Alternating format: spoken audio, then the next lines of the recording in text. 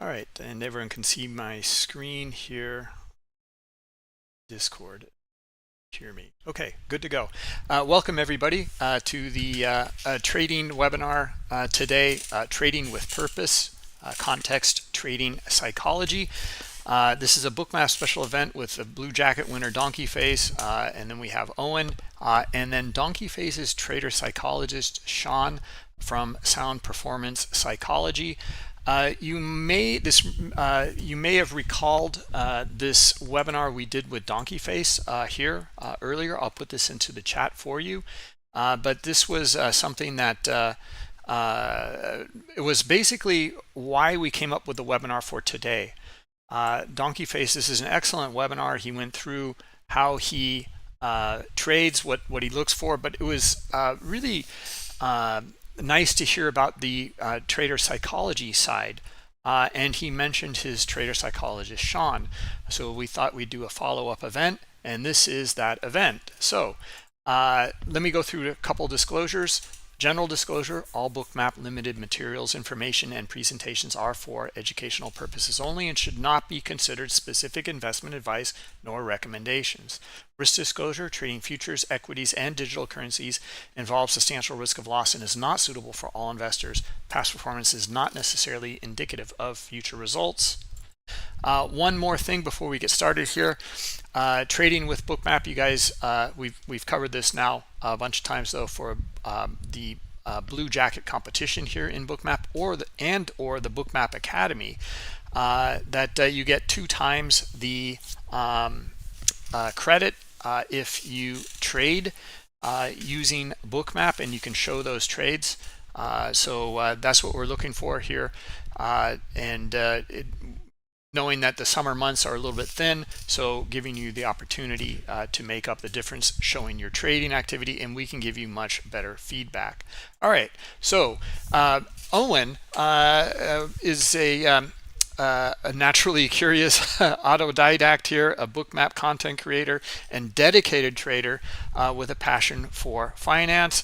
And Owen had befriended DonkeyFace here, so it's going to be like a continuation from last time. Owen will be interviewing DonkeyFace and with Sean as well. So Owen, why don't you take it away?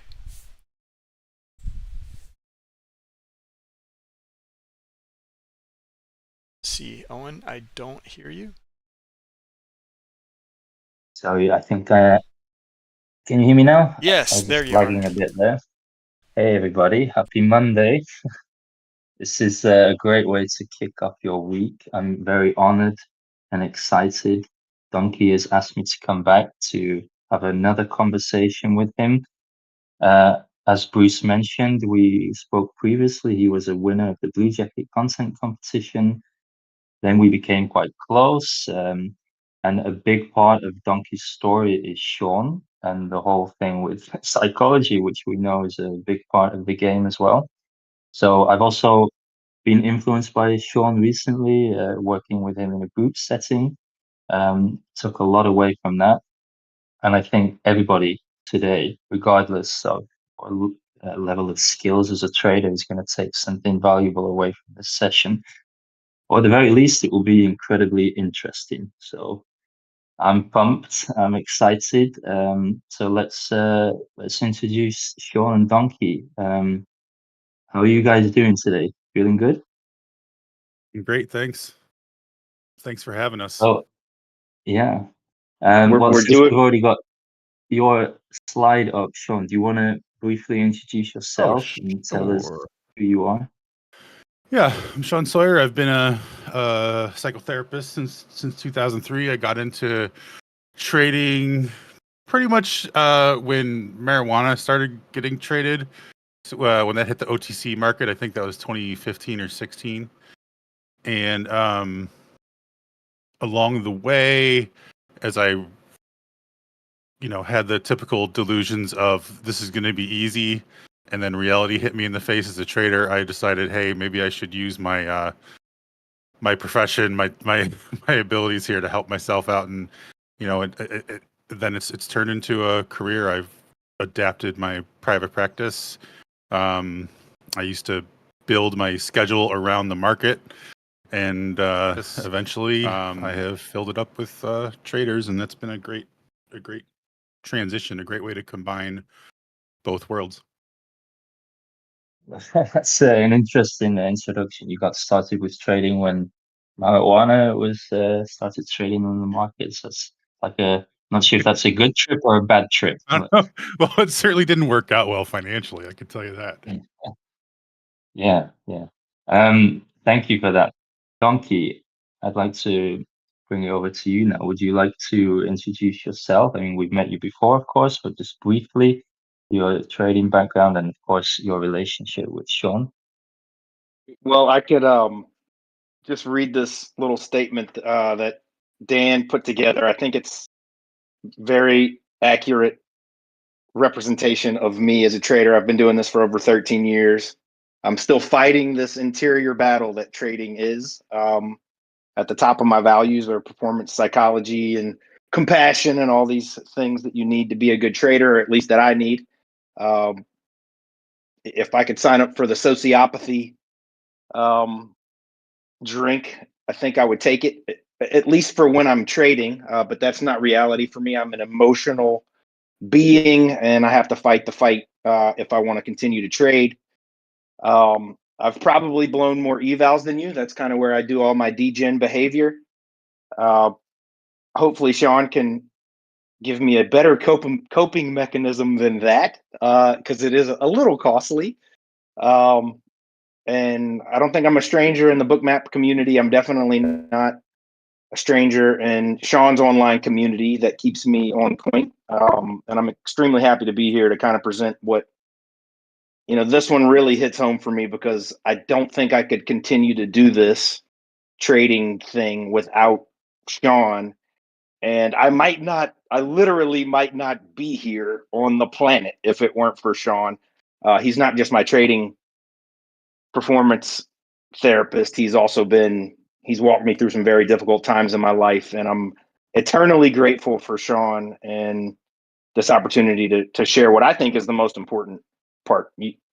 You can have an edge, you can have a wonderful platform like Bookmap, but none of that matters if you can't manage yourself, if you can't sometimes win that interior battle. I think that's the most important part. I think edge can be taught. You have to do the work, of course, but good luck if you don't have a grasp on your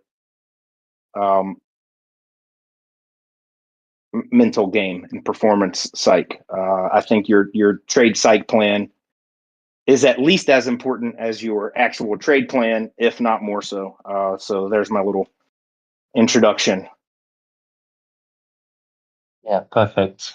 That's perfect. So now we're on to the next slide. Maybe we can hand the floor back over to Sean to give us some context on like why psychology is so important. Like I feel like sometimes it's easy to get lost in the weeds. It sounds so almost mystical. Like what is this connection with your mind and and trading?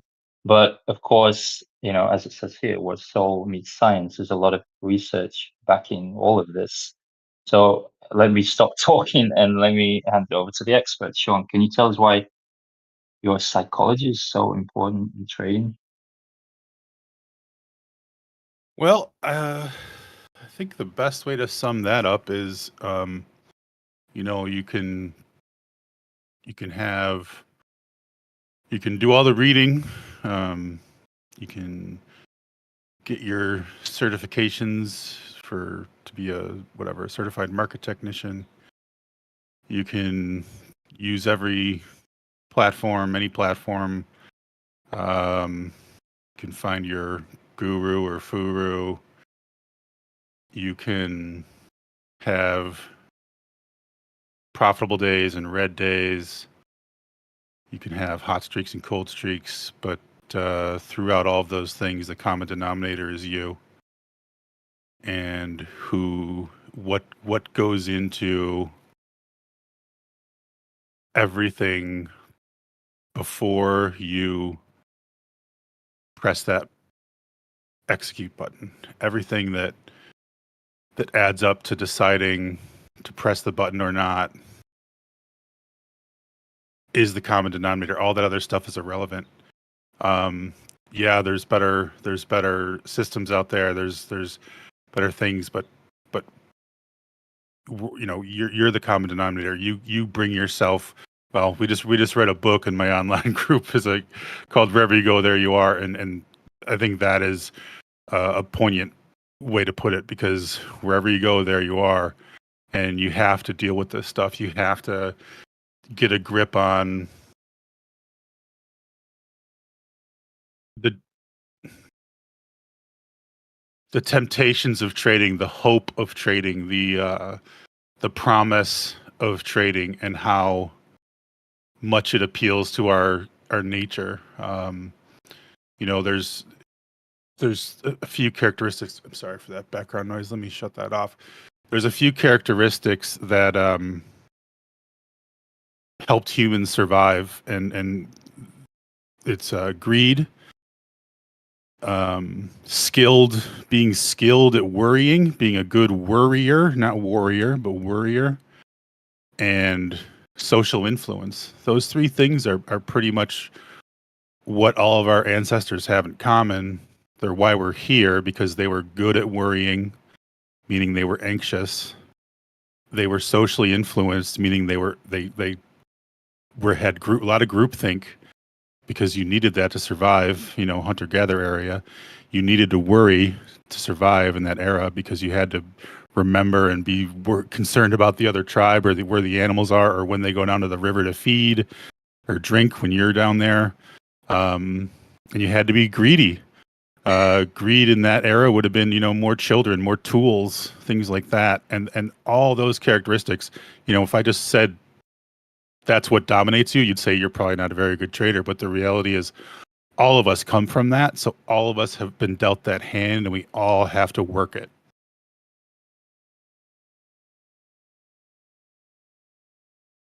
Yeah, we're definitely going to be diving deeper into those concepts about how emotions are good in many ways. They are signals that we can Essential. attune ourselves to. Exactly. So we can talk about this when we dive deeper into Donkey's story as well. Maybe we can move on to the next slide and talk about how Donkey fundamentally starts with his values, which builds the framework for his trading philosophy. Before he's even thinking about when to buy and sell, thinking, I guess, about why he's buying and selling, right? Why he's even trading in the first place. So, Donkey, would you like to explain your philosophy and why that's so vital? Yeah, I mean, absolutely. This slide that Sean put together is kind of a broad look at what we've done together, and it touches on some very important things that I think apply to everybody. This focus on values, which you heard me talk about in the first webinar, you're not going to follow your rules if you don't have a reason to follow them that is beyond, oh, well, it's good for my trading.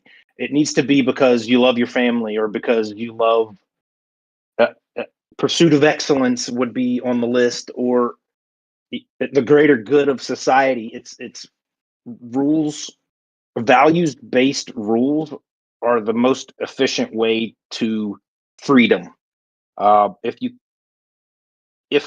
If you're failing to do what you say you're going to do more than you are following your rules, there's gonna be a giant internal conflict, and those show up in your P&L loudly, and not in a good way. So one of the first things Sean did with me, once we kind of got beyond some of the away from the charts things that were, to be honest, threatening my well-being, we really started focusing on values, and it was hard work to sit with what's important to me, because having gone through a bit of an existential crisis, I wasn't really in touch with what was important to me anymore. And of course, we landed on the things that would make sense to everybody: my family, health, intellect, kindness. And there's some dispositional things that are very, very important to me. And as we kind of sat with that and got comfortable with that again, I was able to look at a trade plan from a different perspective. I'm going to switch over to the eval instead of exposing my personal account because I value my family and I want to be able to buy my nieces and nephews cool stuff. And if I just risk my personal account, I won't have that ability anymore, as a very superficial example. And yeah, I have this. It's probably not an original quote, but I believe you either have a trade plan that you value, you have a trade site plan that you value, or you're a sociopath. And if you don't have either of those, you're probably broke if you're a trader. So most of us, per the data, are not sociopaths. So the fight is the interior one. It's not just about finding an edge. And there's these cliche things out there about trade without emotion and fearless trading, and they're all bullcrap in my opinion, because you're a human being, and like Sean alluded to a moment ago, we are designed to have these emotional clues, these emotional signs, this emotional information, so that we could survive.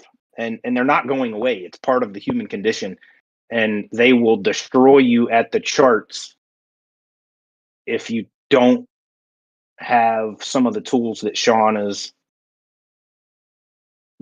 guided me in developing. And I still need work. Like this is an ongoing thing. That's one of my frustrations, is that it's not set it and forget it. I guess unless you've designed some algos that do it for you, which good luck on that. Unless you've designed algos, you're gonna have to fight the emotional part. And I think one of the biggest skills that I have been able to develop with Sean is that ability to walk away when I'm green or when it's not going well, or a version of that is to flip it to an eval or something that's not really going to hurt me. Yeah, and the fourth bullet point here is fostering compassion towards others and himself. That's a really hard one for me. I'm a perfectionist. I get angry. I'm unfortunately very comfortable with anger. And there's this tipping point where if I'm too angry, I will lose all of my money and yours if you were to give it to me. And the antidote for that is compassion. Compassion and gratitude kind of undo this unrelenting standards, this perfectionism that I have. And hopefully Sean will jump in and stop this rant. But it's these. Sean said something to me very early on that kind of set the. Sean said something to me very, very early on in our relationship, which I guess is going on 3 years now. And I was grumbling and complaining about all this anger. I had identified that as the reason things weren't going well in my headspace and at the charts. And he kind of stopped me in my tracks and was like, well, what if you were grateful for your anger? It's a real thing and it serves a purpose. I was like, what? What are you talking about? Anger's terrible. Anger's like a sinful thing. Anger's this awful illustration of no self-control and impulsivity. And he was like, nah, man, there's a reason anger exists, and perhaps a perspective change and some gratitude could help you deal with it and use it. Anger helps you set boundaries. If someone's DMing you challenging things that serve no purpose, well, you should be angry and cut that off. Like, unless it's your mom, you probably don't, or maybe even if it is your mom, you don't have to deal with it. Use anger to set boundaries and clue you in to things. Now, don't go flipping tables and breaking keyboards and mice, which I have done. The anger is information, just like every other emotion. And thank God that Sean came into my life. I really needed help when I met Sean, and the fact that he was also a semi-full-time trader meant I didn't have to explain a lot of the things going on in my life. I didn't have to talk about trading. Every trader who's got some passion about trading knows that awkward feeling talking to non-traders about trading. And especially if you're in a place where you need some guidance in your mental health, I can promise you, if the therapist that you find doesn't know anything about trading, it's not going to go well. So that was a huge. There was no resistance there. The fact that he was going to have some empathy and compassion with what I was dealing with. And not to talk too much about my personal journey with trading, but I had enormous success for years and years, and then given it all away, and away from the chart life things happened, and I totally lost the handle on how to behave. And I still feel like I'm a baby that's relearning everything. But this time, the foundation and the skills that I'm building with Sean and his online, every trader has tried some alert system in the past. I'm certain of it. If they haven't, I probably wouldn't qualify them as a real trader. And then they've landed on the fact that they don't work. Sean's online community will ping you with reminders to do 4 steps that he'll probably talk about. It's like you'll get pinged with an alert to check your emotional state and your headspace. It's amazing. So it's actually an alert that makes me money. Believe that or not, it's true. So yeah, that's the title of this slide is DonkeyFace's trading philosophy. And I don't know that it's philosophy at this point. These are hard, fast things that I have to focus on, or I'm going to be out of this game, driving an Uber somewhere or something. Actually, Donkey, I'd like to just latch onto that particular idea you mentioned in that brief rant there. It was about anger, right? And this is something that I've heard Sean say before. Like for him personally, he's also a trader, which is great because he understands, the ins and outs of actually trading, not just the science of the psychology behind it.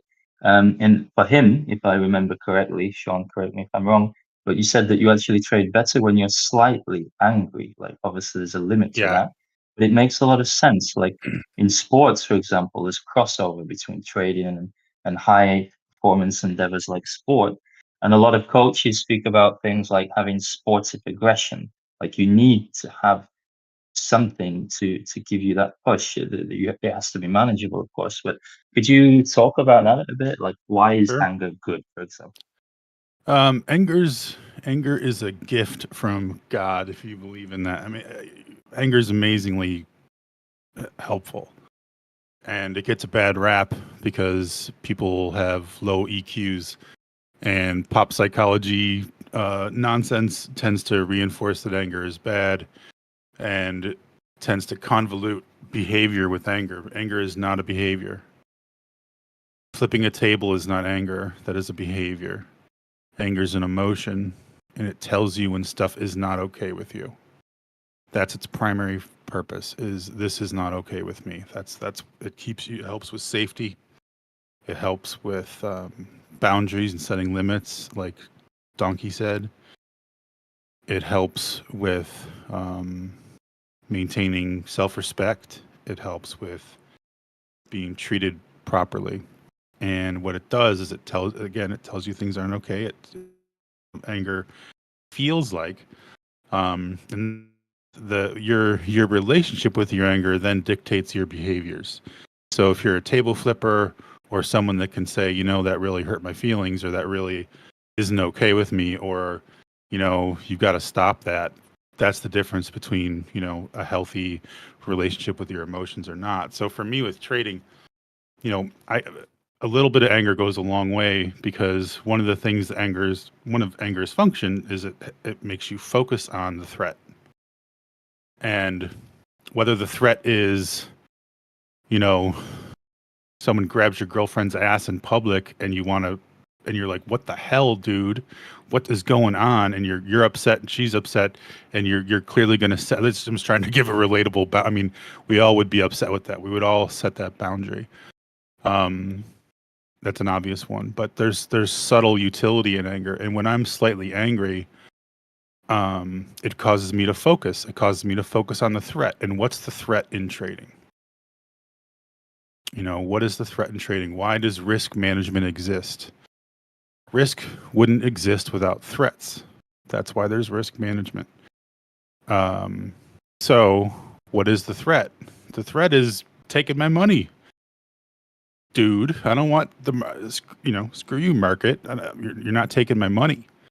So when I'm angry, I'm more focused on the threat, which in this case is the market, which I'm choosing to participate in. So when there's that anger there, I'm able to sort of block out noise. Whether it's news or distractions or I'm like I assume most people here, I'm a discretionary or retail trader. So, I'm trading from home. There's things going on at home. I can remain focused. I can keep tuned in, and I can be aware of this market is wanting to take my money, and taking my money takes choices and freedom away from me, and I don't want that. F you, market. I'm going to make sure I'm highly engaged. So that's low to moderate amount of anger is very utilitarian. If I'm very angry, like if I'm in the realm of table flipping, when I would actually, my anger would convert into problematic behavior, I'm not going to trade well then, and I have to stop. That's when people get self-destructive and things like that. But that's basically why anger is good. You need anger. It's super helpful. It's all about the relationship you have with your anger. Does that make sense? Yeah, it's a lot to chew off, but it definitely makes sense, especially to me because I've been listening to you a lot recently. Hope people You're used to my understand. rant. I mean, yeah, well, as I said, I enjoy them a lot. Table flipper though, that sounds like a good trading setup. We should flip over the order book, table flip. From So table thank you, flipping to Sean. profit. That can be a new marketing campaign for next Table quarter. flipping is not a profitable endeavor. I can speak from experience. But maybe for the person on the other side of the trade, it could be. But Yeah, exactly. maybe this That's a is a fair good point. maybe this is a good time to jump to the next slide. Donkey has prepared some bookmap charts and what he's seeing in the order flow and how he's reacting or with Okay, his great. his mindset. Yeah. So this slide is not anybody in the Bookmap Academy has seen a lot of my slides. There's been kind of a evolution of these. At the beginning, it was everything that I needed to see because I was learning Bookmap. So it looked a lot like this, but it was the objective things. This liquidity level, this volume dot, this VWAP, this mid level, all the things, the subchart. So I kind of wanted to do the same thing from a very recent session. This was Friday's open, and the news was at 9 Central or 10 Eastern, and kind of walk you through the emotional thing that was going on.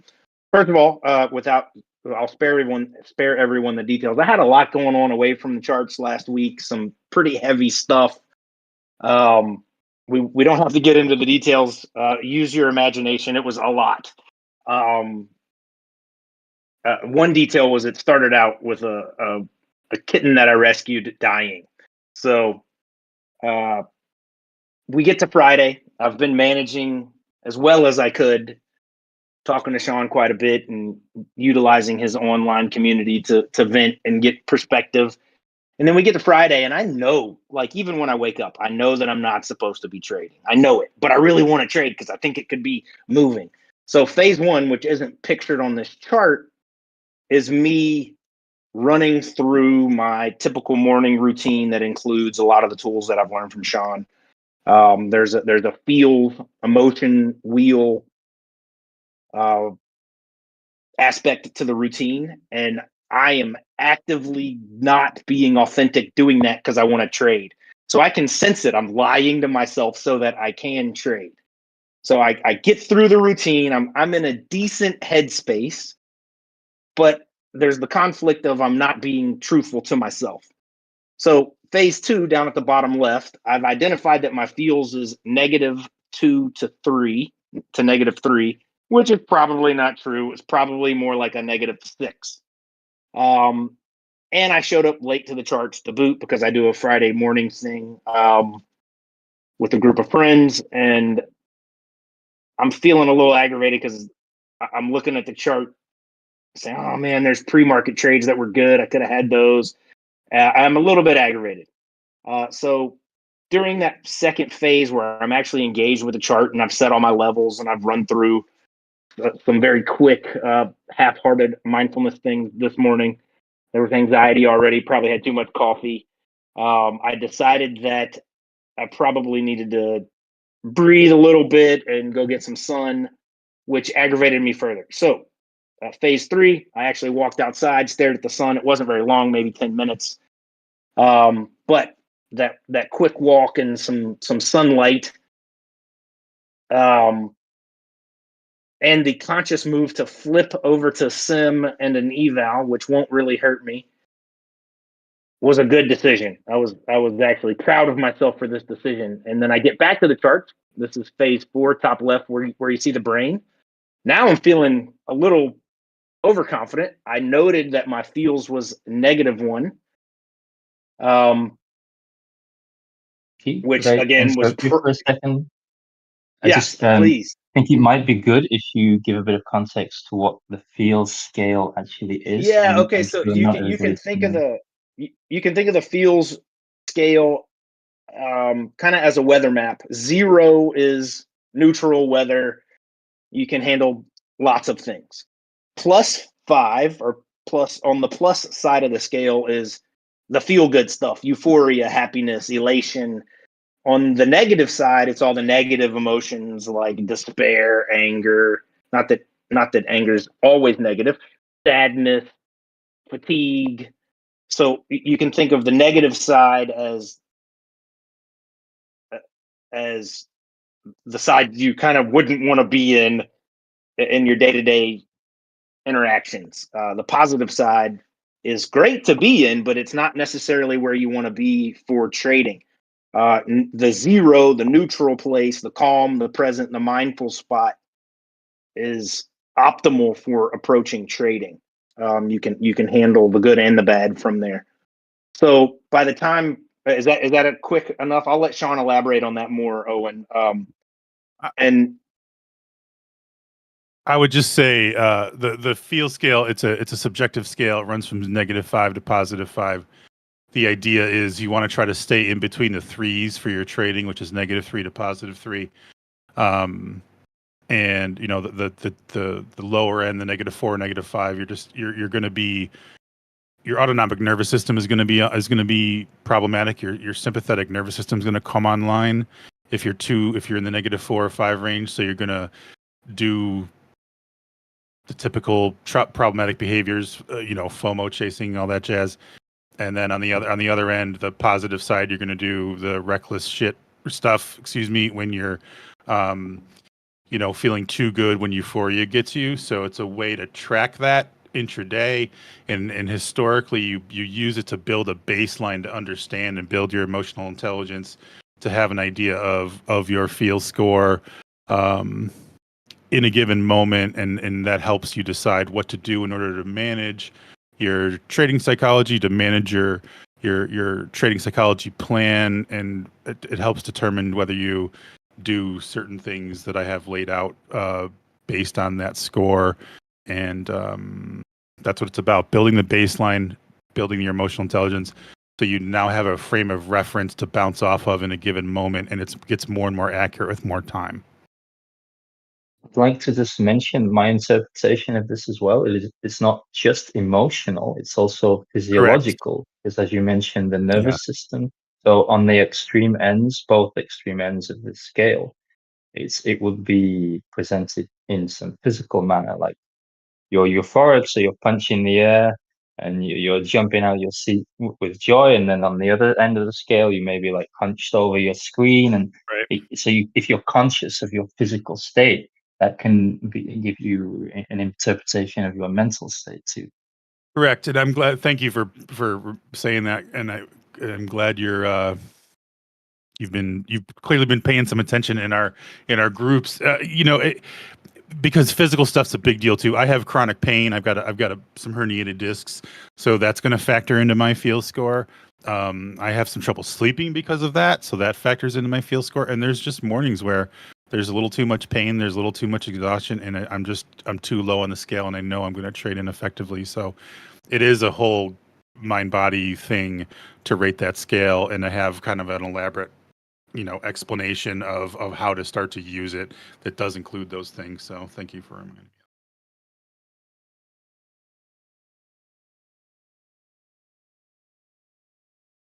me. Yeah, so I'll kind of give the summary of this. There's a lot of details on here. I think if you're leaning back in your chair watching this YouTube video, you're going to look at this and say, this is a circus. And that's the feel that I wanted to kind of give, is that this is everything I could think of that I was experiencing emotionally.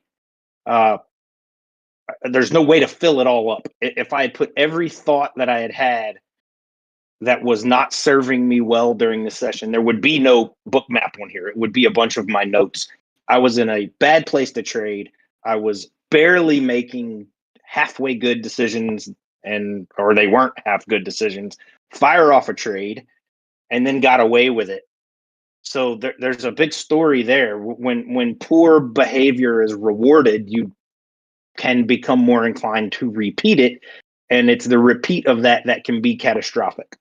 Now, I think just knowing that can protect you from the somewhat catastrophic end. But I've been doing this for 13 years. I've been working with Sean for 3. I've been working on my headspace for more than that in somewhat ineffective ways. And this is an ongoing thing. The biggest mistake I could make for my performance or psychology plan would be to not learn something from Friday. And the big giant highlight for me is if my quote unquote feels scale is all over the map. Like you can see, it's going from -2 to +3 to -1 to +5 all the way on the right. That's no place. That's not grounded. That by default means you have no control over your, at that moment. There's too many physiological things that Owen brought up going on in my head that I have lost control of. And it's the overlap from all the off the chart things, aspects that you just gotta have. I gotta have a handle on that. Good luck trading if you're drunk, tired, or just an emotional wreck, which is kind of where I was, and I got away with it because there was enough saturation of the right frame of mind and the right practices and the right routine and objectivity. And the very top right, like the one bright spot, to steal something from Sean, Jim Nance is the stats objective guy, and Tony Romo's the color commentator. Well, my internal Jim Nance finally started kicking in right around that white box, after I had been pinged from Sean's online community to check my headspace. So I start dropping some facts. Volume's picking up. There's donkey delta signals I like.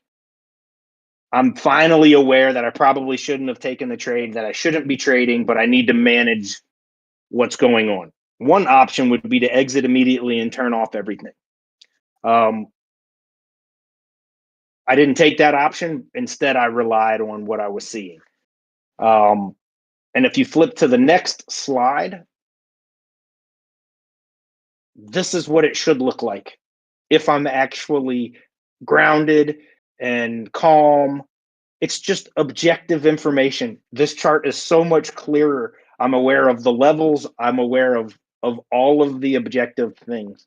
There was a news launch, and then the rest of the chart is just a very basic, simple fade the news type setup where you can see some Wyckoffean things for those guys out there that like that. There's a topping pattern with liquidity very clearly dropping. You can see it on the heat map. Honestly, you could remove everything but the heat map, and you know that this is going down at least until some lower liquidity level is hit. Had I been in an optimal state to trade, that's what I would have been able to do. And I would have made more money, and none of this stress would have happened emotionally. But I wasn't. I wasn't in a good space to be trading, and got away with one here. I think that before and after, if when you go to mark up your trade or write your notes on your Post-it note, if it's frantic and chaotic, that's a clue that you're not in a good headspace. There's, especially for the lower time frame day traders out there, you just need to emphasize and highlight calmness. I know I do. Hopefully somebody jumps in and kind of elaborates on this. But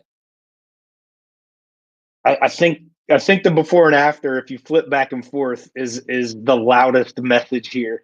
One is a guy that shouldn't be trading, and one looks like a guy that maybe could sit down at the charts. And then the next two slides are just other things that I look at for a more technical look. So this is the circus. This is the wrong donkey at the charts.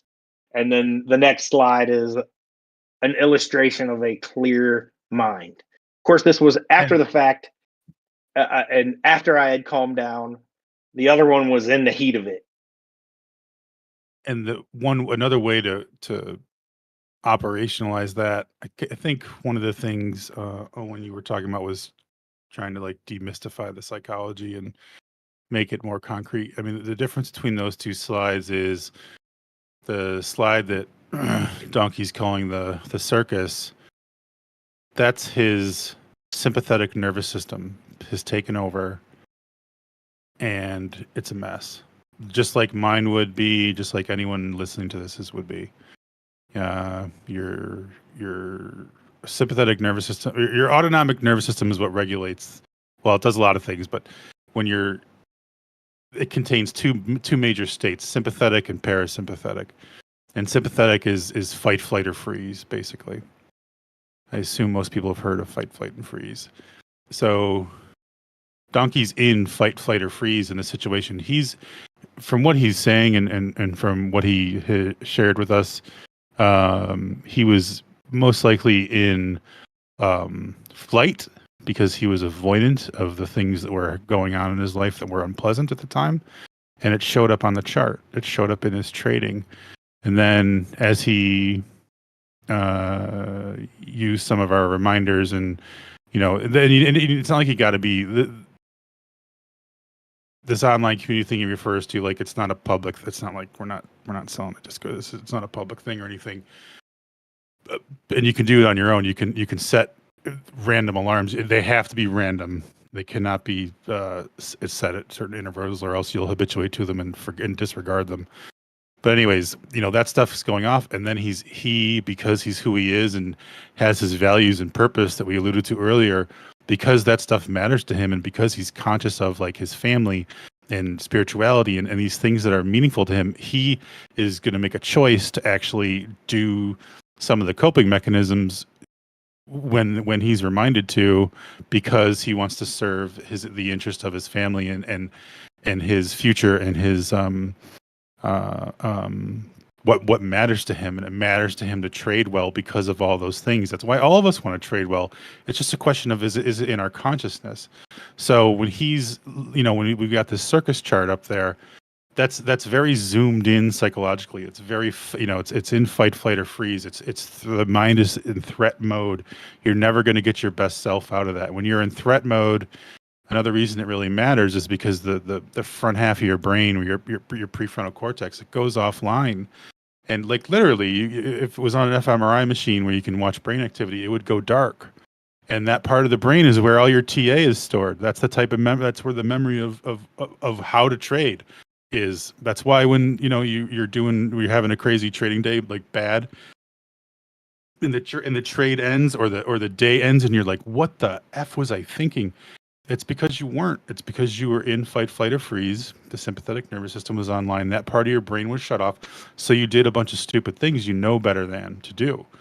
And you're sitting there wondering why and freaking and disappointing yourself and upset, and you let people down, or people are like, see, you shouldn't trade or whatever. And then you go through the cycle, and then you start searching for a new guru, or you start searching for a new tool or whatever. And again, the common denominator is you.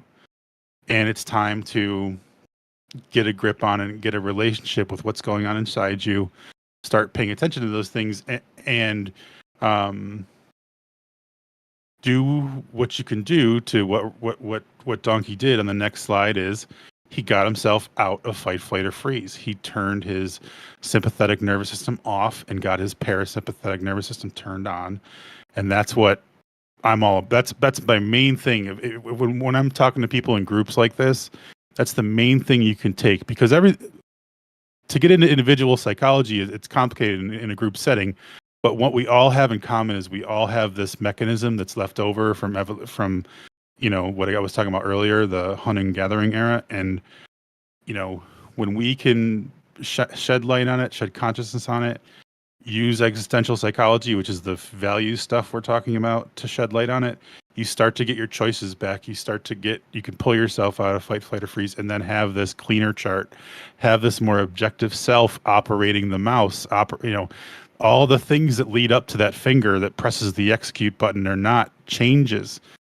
At that point, it becomes cleaner, more objective. It becomes more in touch with reality. It gets in touch with your, psychological higher time frames. I mean, one of the problems we all know as traders is we get too zoomed in, and we're trading against the hourly, or we're trading against the 4 hour or whatever, and we lose sight of our higher time frames, and we don't do so well. And it's the same exact thing psychologically. We have psychological higher time frames, and they are values. They are what you care about. They're your why. Nietzsche said, "He who has a why to live for can bear most anyhow."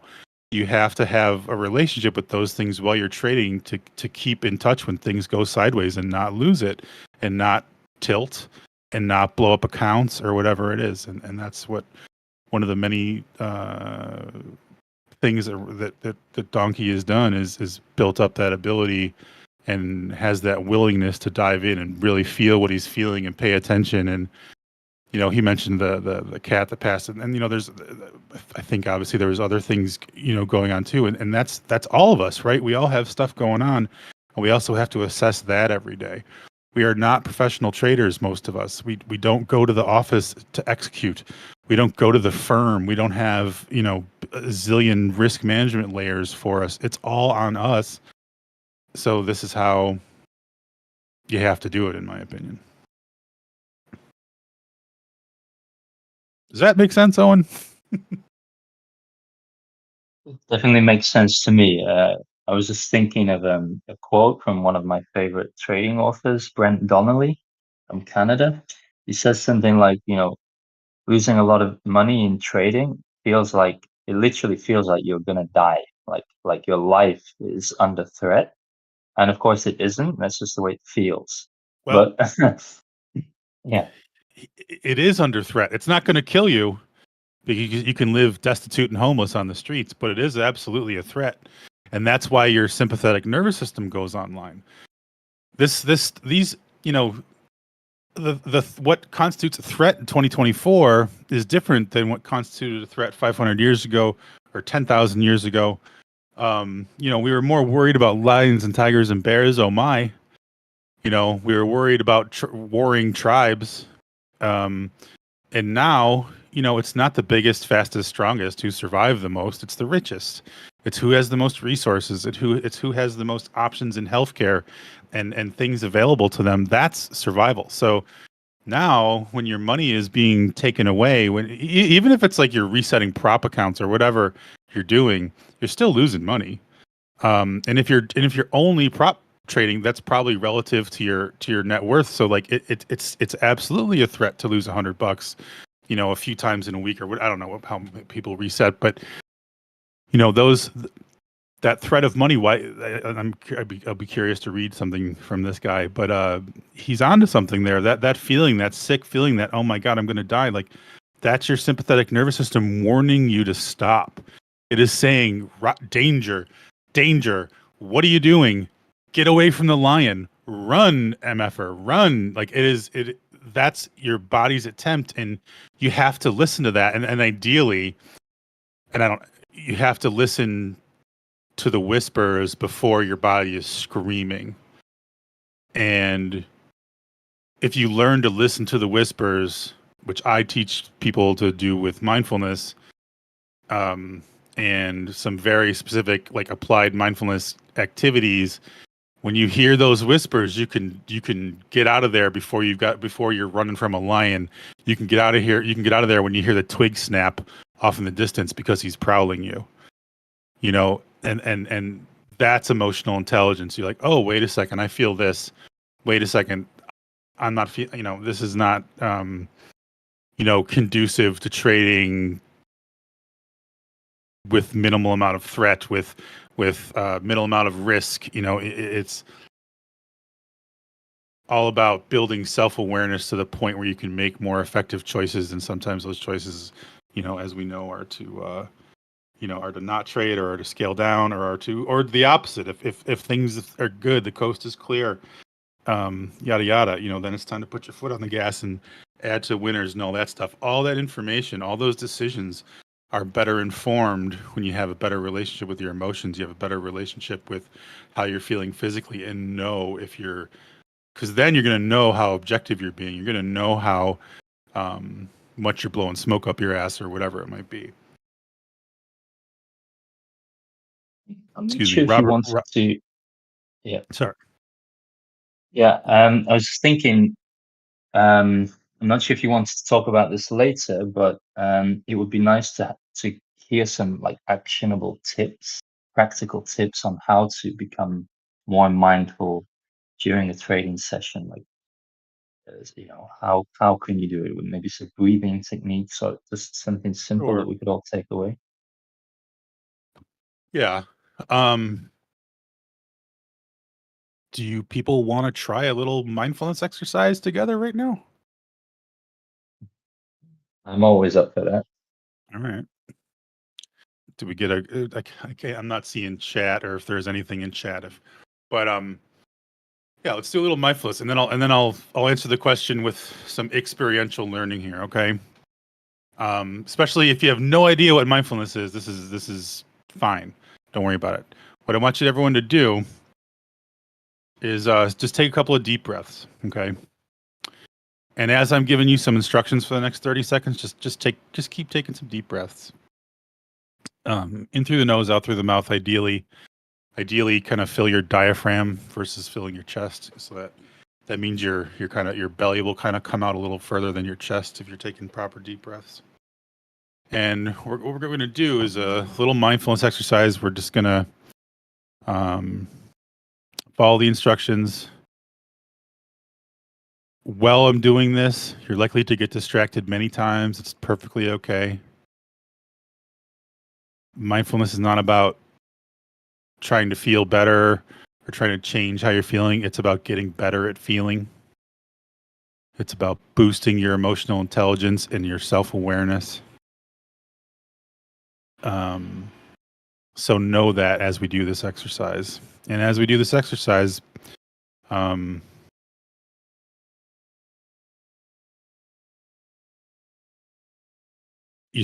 job is to simply pay attention to whatever it might be, even if it's you're getting distracted, or you're judging this as dumb, or you're judging it as amazing. Doesn't matter. Just notice and pay attention. So the first thing you're going to do is, if you can, close your eyes. That would be more ideal. Get your stops in if you're trading. Close your eyes, take a couple deep breaths. And now what I want you to do is I want you to hold still, freeze. Do not move for the rest of this exercise until I tell you to move. Don't move. I don't care what position you're in right now that you're frozen. Don't move. Okay? And keep your deep breathing going if you want. You can breathe regular if you want. But don't move.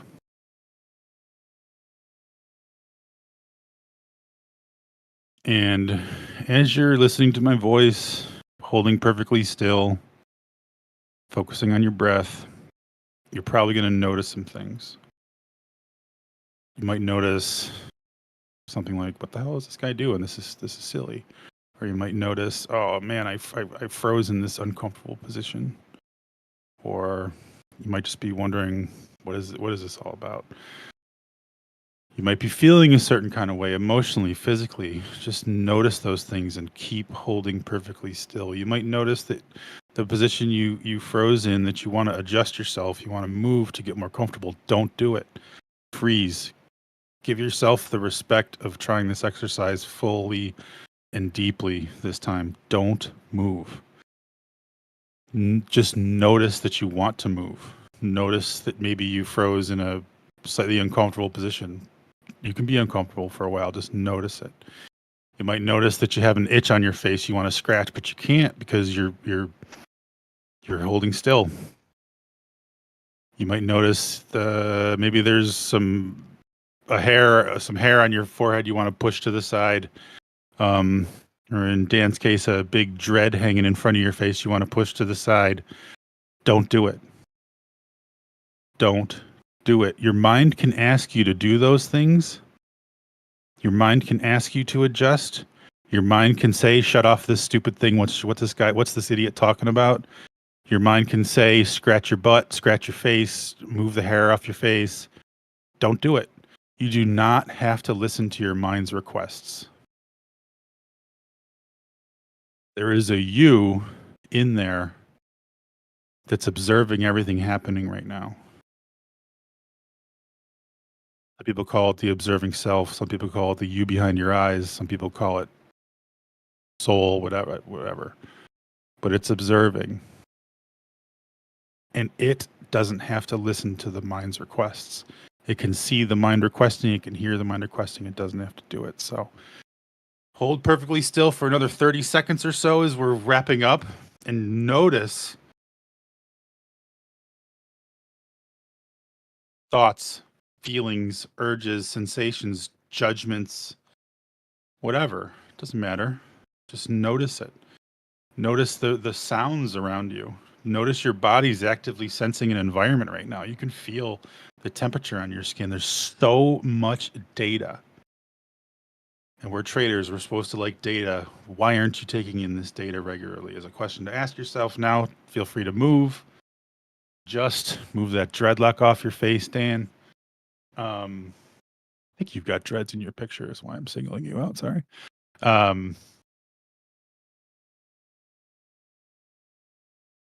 That's a little intro to mindfulness. I think I could feel Dan's dreadlock brushing against my forehead then. That was an unusual sensation. You don't need to share your relationship with Dan with us. It's okay. Well, it goes a lot deeper than that. But yeah, wow. I feel very relaxed now. Probably the breathing helps as well. But yeah, and some people might feel worse, and that's part of the point. Sorry to cut you off, Owen. That's part of it. Is like, it is not about feeling better. It's about getting better at feeling. Some people might be irritated by it. Some people might have judged it. Some people might have hung up. But that's important. Is just feeling more. You feel more relaxed. That's great. But that isn't necessarily the goal. The goal is just getting better at paying attention. Part of the science behind mindfulness is it makes your interior cingulate thicker and denser, which is a part of the brain that communicates between the hemispheres, which builds emotional intelligence, which builds rational thinking, which helps to not let emotion mind take over. So that little exercise, that little mindfulness moment is strengthening that part of the brain and actually making it thicker and denser. There's evidence of meditators and yogis and monks and stuff like that. That part of their brain is way thicker, way denser than the average Joe's. It's very interesting. Sorry, go ahead. That would actually be interesting to get everybody's perspective if they were actually paying attention. They didn't fall asleep. Like, right in the chat, how did it feel? Do you feel better, worse? Yeah, it would be great to get people's perspectives. And Donkey, would you like to say something about this kind of practice? How do you feel? Yeah, I think That's one of my favorite ones because it's the message of it's reactionary versus consciously and purposefully responding for me. It's trading excites the nervous system. It gets you to want to do things erratically. It's the lights, the monitors, the twitching. It's a spastic environment that you do not have to react to. You will react if you don't have that muscle flexed. And it's such an extreme for me. If I have personal account up, I am so much more likely to not react. If it's sim or an eval, it's the opposite for me. I forget all of this, and it's in one way, it's I have this working theory for myself that if I can figure out how to do it on on an eval, I'll be levitating. Yeah, I will have arrived. So it's really interesting, and I love that one because I accidentally, and I knew it was coming because I've done this. I ended up in the worst possible position when he said freeze. I was like, he got me again. So it's almost better to be uncomfortable and not respond because the exercise is a little more profound. It's like, oh, my body's telling me this sucks. Yeah. And I don't have to do something.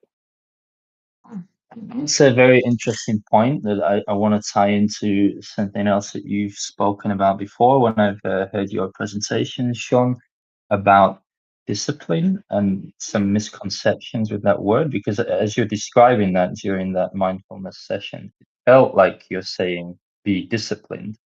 But could you explain like some of the misconception of discipline? What is Sure. it? And like, Yeah, and also I can also give a little more on like some concrete actionable stuff to do intraday.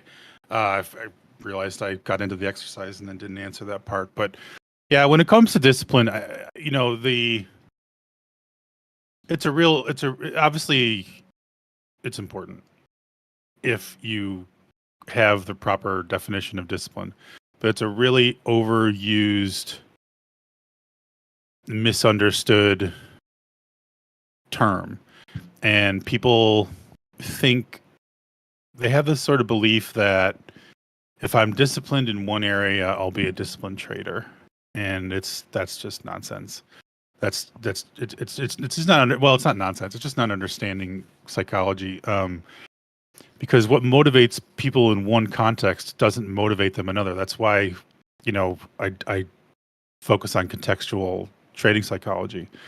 So if the context is the gym, that's just the common one people always talk about. I crushed it in the gym. I'm going to crush a 10-bagger tomorrow. Like, okay, whatever, dude.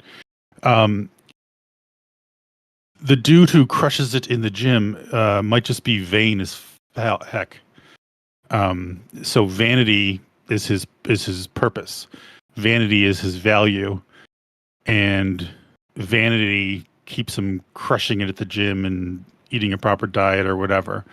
Or that person may feel really, really unsafe in the world, and they need to build up some big muscular body to feel safe because maybe they were abused or maybe things happened to them when they were a kid. And so they have a lot of meaning, a lot of purpose, a lot of values around discipline, quote unquote, big air quotes on that, discipline in that context, because that's the function of the discipline for them. But in trading, it doesn't exist because the vanity piece isn't there, or the safety piece isn't there, as it is in the gym. Discipline's a very big concept, and people throw it around as if it's simple, like, oh, just be more disciplined, do this for more discipline, that for more discipline. And those,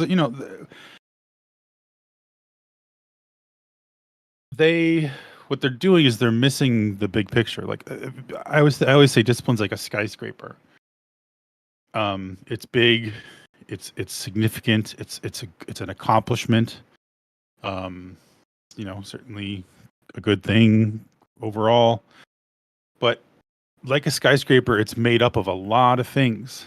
And when there's a foundation that's whatever 100 feet deep, there's I-beams, there's bricks, cinder blocks, there's welds, there's rivets, there's heat and elbow grease, and even more so, those cinder blocks are sand and lime, whatever the hell makes up Portland concrete. There's so many elements that skyscraper is, and people just want to say, be a skyscraper. Where's your skyscraper? Why aren't you more skyscraper? And it's like, dude, there's a lot of things that go into building a skyscraper. There's a lot of things that go into being disciplined. And you can have built a little skyscraper in one area of your life does not mean it's in the other area. And the way that I teach people to build their skyscraper trading, is through values and trading with values-based risk management, and making sure you're in touch with higher psychological time frames as you trade. They are through behaviorism, using that scale, and based on that scale, you either you either ground yourself, or you practice mindfulness, or you practice an applied version of mindfulness. I teach that stuff in my workshops, and then you move on through those steps. Which those steps, those first things I just said, they sound all fine and good, but like, do you know what your values are? Do you know what motivates you? Do you know what you care about the most? Are you willing to be mindful of them as you trade? Are you willing to picture your kids' faces in their college fund as you decide to execute? A lot of people aren't willing to do that because they want to gamble. A lot of people aren't willing to do that. Maybe it's not even they're unwilling. It's just they're not able to do that because they're so caught up in the other stuff. They're so euphoric. They're so hopeful. They're so desperate or whatever. And that's all fine and good, but you have to be aware of those things too. And that's part of what mindfulness highlights. That's part of what getting in touch with your values highlights, or reflects against. And so those beginning things are huge. And once we kind of go through and you assess your feels, you say your values out loud, which is super important to say it out loud and not just think them. Everything changes when your auditory nerve gets involved versus just thinking something. Then there's a few more steps of just asking yourself about your bias, yada yada, and then you're making more informed decisions. And then if you're saying screw you to your kid's face as you take a risky trade and say F it to their college fund, then at least you're doing it. And then hopefully it starts to bother you and you stop. But that awareness is just something people don't really want to pay attention to. Trading's so addictive. Trading so, gives you so much. There's opioids and cannabinoids and endorphins and all these things that start flying around when we're trading, that we lose sight of those things. We wonder why, and the next thing we know, we've messed up our future, or we've disappointed people we love, or whatever. And the reality is, we can use those things to trade better. We can use those things to become an effective trader. We can use our life. We're retail traders. We have to. We do not have the resources of institutional traders. We have to get creative, and contextualism is the answer to that, in my opinion.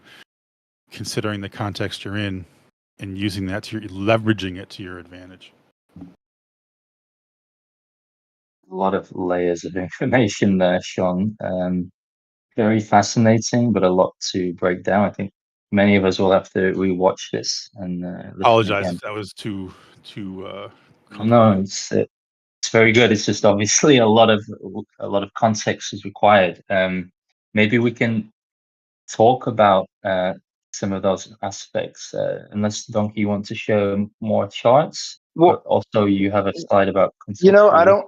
It kind of feels like it's a better conversation than just the charts. I know that most people out there that have made it to Bookmap have, Bookmap is not where people start. People get to Bookmap after years and years of exploration, and it's a professional tool. It is an elaborate tool.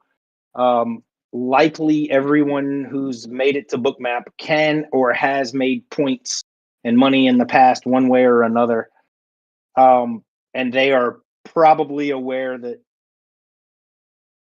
or maybe they're becoming aware that their headspace or their psychology plan is the limiting factor at this point. I have experienced just about every psychological thing you could experience trading. One of them is, building up a lot of money and then giving it all back. Why do I always give it back? And kind of a thing. I think lots of people I've talked to, lots of traders I've talked to have experienced that. And I don't love the sports analogy. I don't think trading is an athletic endeavor, but I understand it in a lot of ways because I did a lot of sports. And I know that at the highest levels, past life for me, I was coaching professionals in a certain sport. And those guys have teams. They have a psychology team, a nutrition team, a physio team, a coach. And as traders, you need that. It's just too expensive if you haven't already made all the money. And I know that I was working a lot with Sean one-on-one for reasons that weren't even about trading. And then because of that relationship, he gave me access to a workshop, and it was all the tools that I ever could have dreamt of for a reasonable, affordable price. And that's not a sales pitch. I believe that as you progress as a trader, you need to be building a team. One of the elements could be, a supportive boyfriend or girlfriend, or stop eating a giant cheese pizza all by yourself the night before. Actually monitor your sleep. You need to be building tools and a team to help you get where you want to get. And if you're leaving out the performance plan, the psych plan part of it, that's the lowest hanging fruit, in my opinion, because it gives you the tools to implement all of the other things. And I've been blessed to have met Sean and get access to all of the workshop tools. At one point, I didn't even realize there was a workshop. I thought he was doing it all just for me, and I was like, well, of course there's a workshop. So I would encourage anybody, and I've mentored a handful of traders, hoping to help with the hopes of having them not repeat mistakes I've made. I think anybody that's mentoring anybody or that has kids, just they don't want the people they're helping to repeat the mistakes they've had to go through. And I would say anybody who I've mentored, one of the requirements is that they go through one of the workshops, or they talk to Sean one-on-one, or they read a book that Sean told me about. Like, they have to do something because it's such a vital part. I believe this as strongly as I could believe anything regarding trading. If you have an edge, great. If you have an edge and lack a psychology plan or a performance plan, it doesn't matter. You're going to go broke, or you're going to be out of the game, or you're going to give up. You have to have both. And if I was building a baby trader, I would start them with the mental stuff.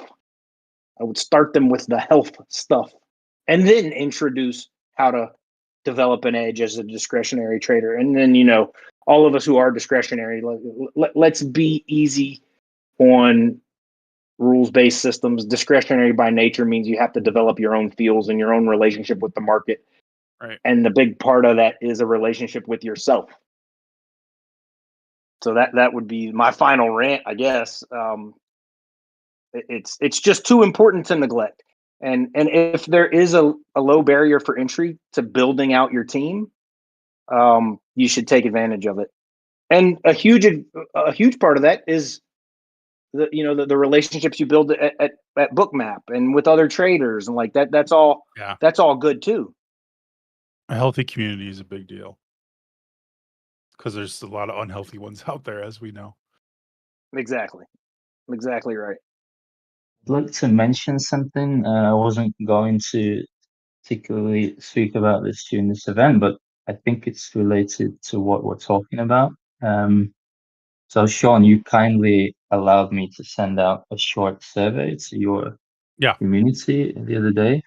And basically it's, I'm just trying to do some research on like basically what traders struggle with the most, right? There are a few questions in there, but what I found interesting, I've got like a dozen or so responses. And one of the questions was like, what issues tend to lead to you giving up most of your trading profits? And there were a few options there. But what I find interesting is not a single trader said poor entries and exits. Like people don't necessarily have issues finding a good strategy. I mean, even at Bookmap, they provide a lot of great resources for setups and trading strategies. It's not particularly hard to find an edge necessarily, but it is hard to keep to your risk controls and to not be, taken over by psychological biases and so on. Those were the two things that most people said it was psychological barriers that lead to them giving up profits, and the rest said a lack of risk control. But both things overlap. I think we'll be talking about that with the next slide of contextual risk management. So maybe we can talk about like looking at trading psychology as a risk management tool and Absolutely. how that works. Just a few more slides down. Slide 14, text slide with contextual risk management. There we go. Oh, you can. I didn't realize I had the bullets. You can just put them all up.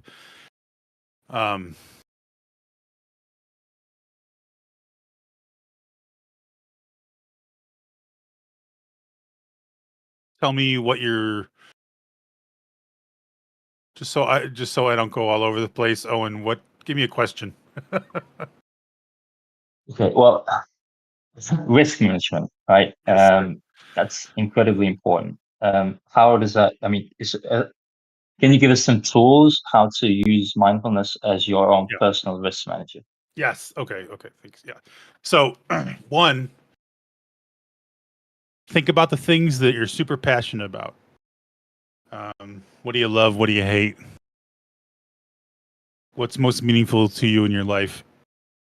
Get out a piece of paper and pen and spend some time writing those things down. Those are going to lead to your values. The general broad categories of values, of course, are things like health, family, recreation, relationships, spirituality, community. Some things I'm forgetting off the top of my head right now, but what's your why? Why do you care about trading? Why do you want to? How can trading serve those values? You want to get that down first. That exercise is mindful in the sense that it does make you really pay attention to what's going on inside you and why you care about those things. A lot of people talk about it as your why, and it's incredibly important. And you want to use that list. You want to have, and even if it's just a couple words for each one, you want to use that list intraday. You want to have that nearby, because if you start doing stupid things, if you start oversizing, you start gambling, whatever, you need to look at that list and realize what you're betraying. And it won't work. It may not work right away. In fact, it probably won't work right away. But the more you pay attention to it, the more it's going to bother you. And the more it bothers you, the more you're going to improve. Because there has to be an adversive stimuli. Pro traders have adversive stimuli built into their day.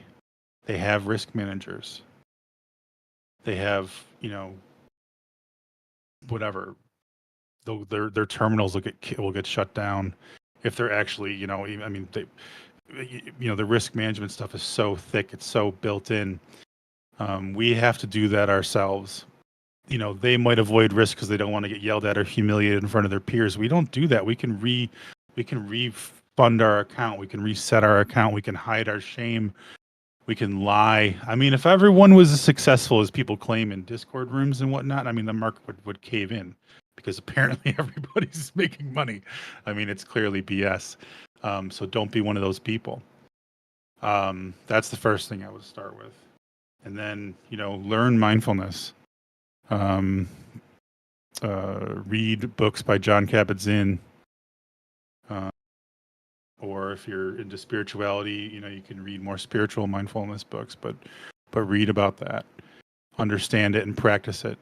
You know what? Get an app called, go to healthyminds.org and get the app they have. It's an incredible free mindfulness app. They ask for you can donate optionally, but it's absolutely incredible. And start to practice mindfulness with that. That's probably the most pragmatic way to go about it.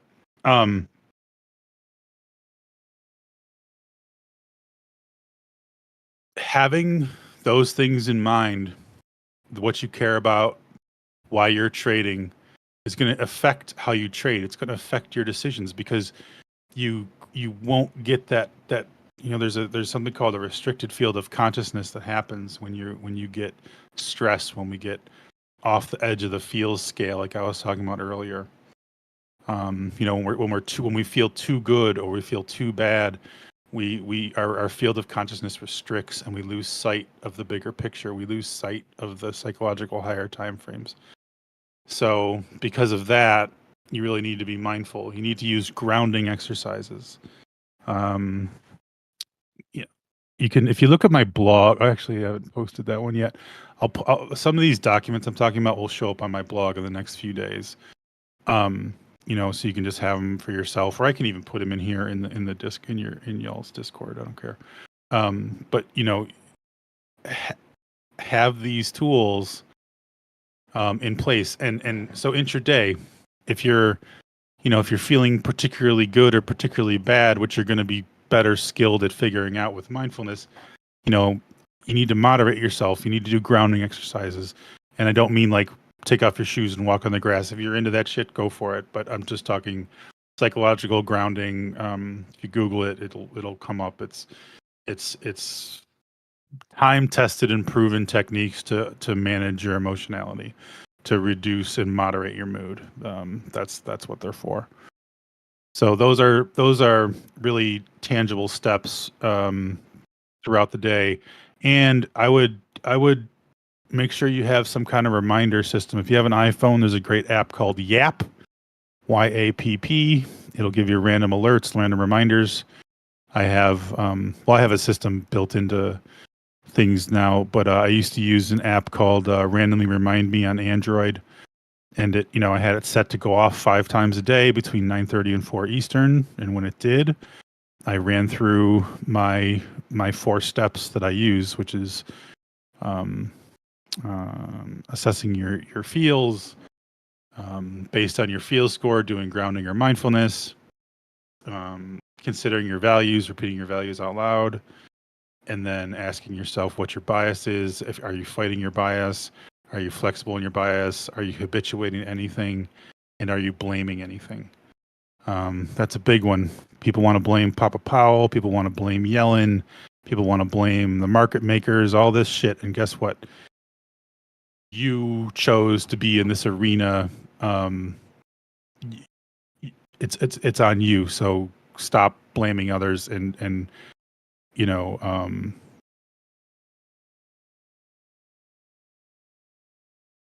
own up, be responsible, be accountable, and understand that you're the one executing or not.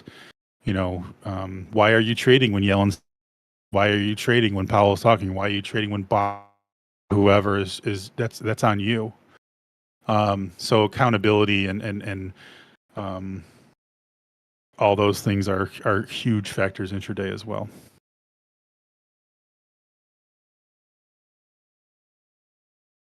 Yeah, that's great stuff. I asked Bruce to go to the next slide because I think it is relevant to what you were talking about. A lot of tools there. Maybe we can, after this event, we can get all those websites and apps that you mentioned. Share it with everybody here.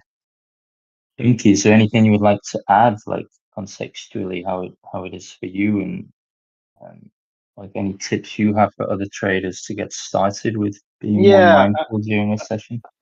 I think, I have a really, really great friend that I've been in this game with a long time. And he's asked me multiple times, he wants to work. He values hard work. He wants to work hard. And I'm like, man, I'm sorry to tell you, but like the hard part of this work is this intangible stuff that has to deal with your mental health. That's the hardest part of this. It's all of these things that you kind of can't always put your finger on unless you have, unless you're plugged up to an fMRI machine or a heart rate monitor at all times. And we're not. The real work in this game, if you want to give it any substantial value beyond just monetary, is, are you becoming a better human? And part of becoming a better human, in my opinion, is self-awareness and compassion and flexibility and perspective, and that actually gives trading purpose. So it's the hard work, it's the good fight, and it's fun. It's fun to learn a little bit about yourself and how you react, and it's also attainable. There are resources to do it. It's the noble fight, in my opinion. And by the way, it's the hardest damn fight you'll ever have. Yep. I said that in the last one. Good for you. You're a trader. You picked the hardest thing you could have picked because of the emotional component. It's really not all that hard to find some sort of a profitable system. But it is really hard to stay in this game because of the intangible things. And it's worthwhile to mention that I can't remember the guy's name. He was a market wizard, but we wouldn't want it to be easy because then it loses all of its value. It's real value, the part of the value that can enhance your human experience. But let's not fool ourselves. It is the hardest game among the hardest games you could have picked, trading, and the hardest aspect of it is going to be the interior battle, unless you're a sociopath. And you're not, by the way. You've referenced you're not a sociopath. sociopathy a lot today, yeah. It's because you know why. Yeah. It's the numbers. The data says you're probably not a sociopath, and the interior fight. Every trader wants to be. It's like don't. Yeah, trade, we're just with emotions. denying Don't it. trade with emotions. Emotions make every decision you make, you like it or not. That's being a human being. Again, unless you're a sociopath or maybe some kind of, somewhere on the spectrum or whatever. But everything else, emotions dictate it all.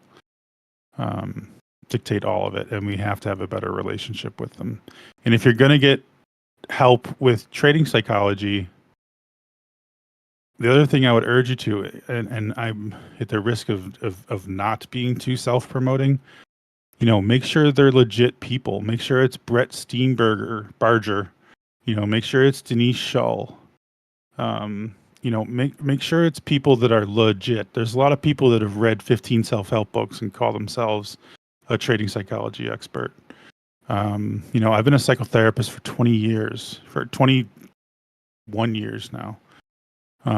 Actually, I just crossed 21 years as of June 1st. Make sure they actually understand psychology. If anyone ever tells you not to have emotions, don't ever listen to them again.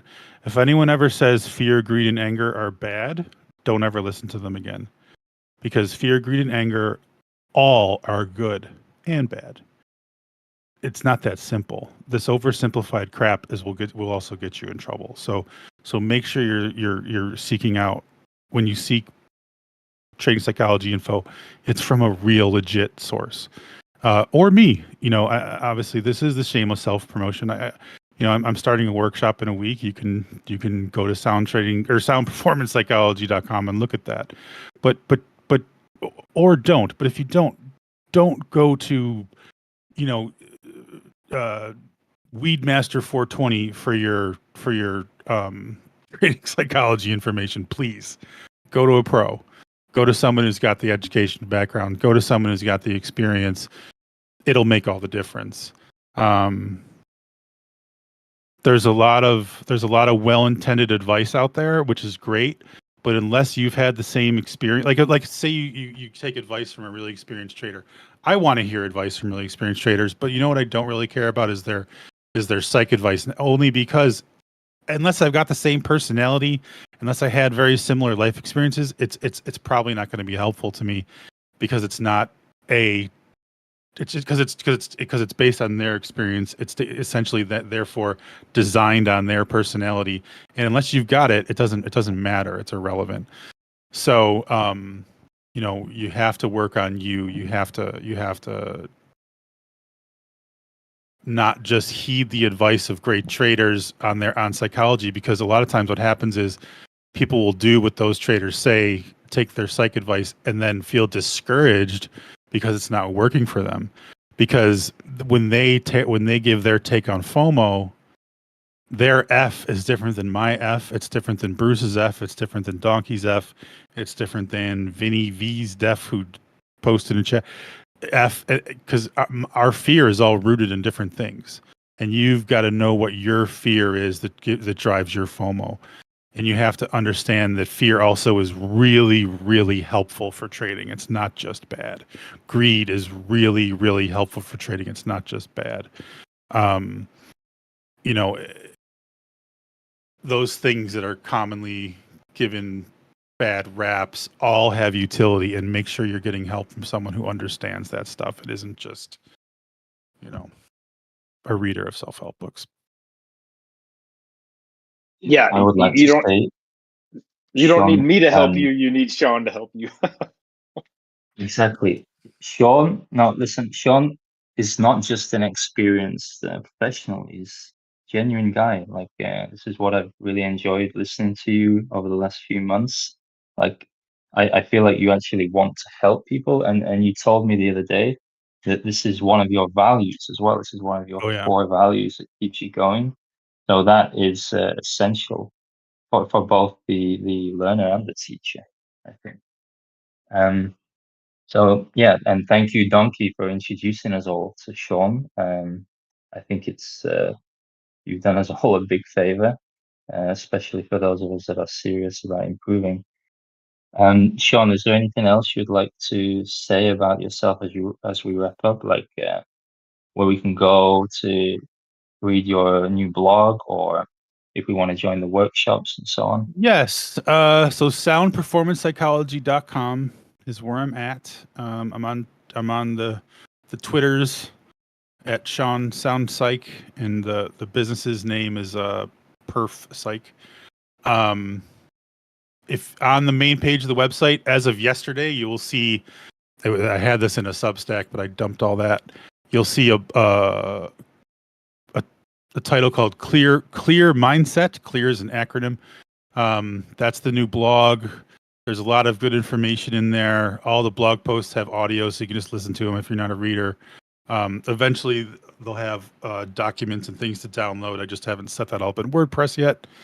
And my workshops, the next workshop starts a week from today at 8:30 Eastern. It might be my last live one. I'm not sure. It's going to run Monday nights, 8:30 Eastern for 6 weeks, and it covers my 4-step process. It covers the clear mindset process, and just is really all about executing. Yeah, thank you. And building a psychology plan, a trading psychology plan, in order to help you follow your actual trading plan. And that website, you'll notice that pretty lady there, it's my business partner. She doesn't work with traders. We do performance psychology for other folks as well. I work with some musicians. I've done a lot of executive coaching. She does a lot of executive coaching, and she also works with athletes. So, but up there at the right, Clear Mindset, there's good information there. If you go to the services tab and click, thank you, and click community workshops, and then traders. Over to the right, that's the workshop. Again, starts a week from tonight, and I think that's it. And if anyone has questions or wants to ever talk, I do free consultations. That's on the homepage of the website. You can click free consultation and just sign up, and I'll give you a call, and we can talk for half an hour or so. So I think that's it. And I really appreciate you guys having us on, giving us a chance to talk here. And, you know, Donkey is a special guy in terms of his willingness and his efforts. And I think you see it paying off and for him, and his vulnerability has literally paid off in spades. And that's something that I think all traders need to consider. Is just like, get real, and you're going to trade a lot better. You're going to make more money. Get real, be humble. Exactly. Thank you, Sean. I've really thoroughly enjoyed it. Much, Owen. It's been a lot of fun. Donkey, would you like to make some closing remarks? Yeah, just I'm eternally grateful for what I've experienced with Sean, and the workshop is pure gold. There's a part of me that wishes I had never done it, so that it would be like the first time I ate something really good again. But I'm actually going to go through it next month again also. Well, it is the new version, so there's going to be a bunch of new stuff. Okay, well, that's good. It's like it's you know, in this case, the sequel's always better. Every new experience I have with Sean, you know, when we're not just cracking each other up, is I learned, like today, it's like free therapy for me just to listen to him talk, and it's so helpful. And you know, I think I appreciate what Sean said about the vulnerability. That's a work in progress too. I'm not perfect. I'm still working hard at it. I think you're always going to have to work hard at it. I kind of don't like that you have to work hard at it, but here we are. And yeah, he doesn't like the perfection doesn't exist either, but here we are. Yeah, I want to do something perfect and then never have to think about it again. And that's just not the real world. And No. I'm going to make mistakes today. I'm sure of it. But I have a place to turn that's effective. And, you know, I'm just eternally grateful for Sean and sound performance psychology. And then the offshoot is, man, the thank you, Bruce, and everybody with Bookmap for kind of giving us me especially. I really want to help people, and I think this is the place to send them to help with the other non-glamorous part of trading. All the technical stuff is glamorous and fun. This is the non-glamorous stuff that you got to have both. And go to Bookmap for all of the objective tricks to get an edge, and go to sound performance psychology so that you don't give all of your edge back. Yeah, I wanted to say something about Bookmap. I think the visual learning aspect is really great, and the way humans are evolving and the way things are going. Like Bookmap is a really good platform because of how visual it is, and it's going to be very relatable for people. So I just wanted to mention that. I think it's safe to say that this event was close to perfection, as close as it can get. A lot of fun, very insightful. And yeah, thank you, Donkey and Sean, for joining us. Thank you, Thanks Bruce, so much for having us. everybody at Bookmap. And thank you to the community for tuning in today. Absolutely. So hope to see you all shortly. Thank you. Take good care.